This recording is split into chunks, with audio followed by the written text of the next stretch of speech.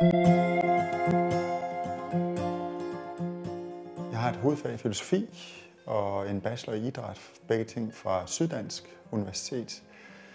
Og for 5 år siden flyttede jeg til Klitmøller i anledning af et projekt, som jeg selv stablede på benene heroppe, og i kølvandet på det stiftede jeg lavede min egen virksomhed. Jeg har lige lavet et større projekt i forbindelse med London 2012, sammen med Aarhus Stiftstidende og Nordjyske Medier, igen med udgangspunkt i blandt andet atleternes brug af sociale medier. Jeg kommer oprindeligt fra Holland.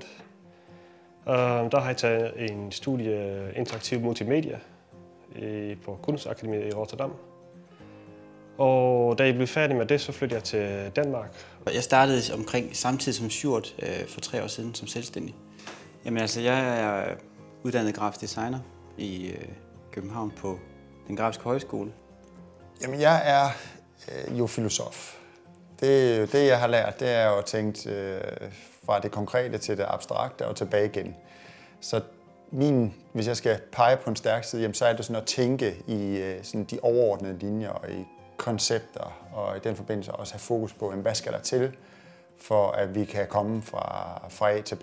Og udgangspunktet er jo, at vi arbejder online, og der er det jo ligegyldigt, i hvert fald i en række tilfælde, om man sidder side om side, og det synes jeg, vi egentlig også praktiserer indbyrdes. Hvis du bor et sted, som vi bor, jamen, så er man simpelthen nødt til at tænke i andre baner, og det gør, at vi i en række tilfælde egentlig oplever, at vi er langt længere fremme i skoen i forhold til det at organisere os i skyen, end alle mulige andre er.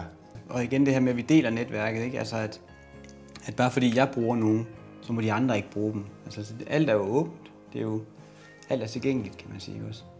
Så det, der er så skide smart ved det, er, at der kan komme en her i kontoret og sige, jeg mangler det her. Kan du lave det, Sjurt? Nej, det kan jeg ikke, siger Sjurt så. Og så overhører jeg det, og så siger jeg kender en, der kan. Og så bruger man hinanden som et led i det at kunne løse en større opgave. Der tror jeg ikke, vi er særlig unikke, om man så må sige. Det, der er forholdsvis unikt, jamen, det er, at det ligger i et område som det her, og at vi beskæftiger os med de ting, vi rent faktisk beskæftiger os med.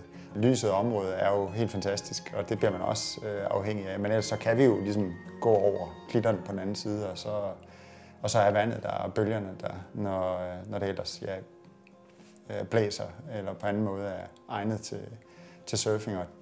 Og det er simpelthen nødvendigt, for at det er attraktivt.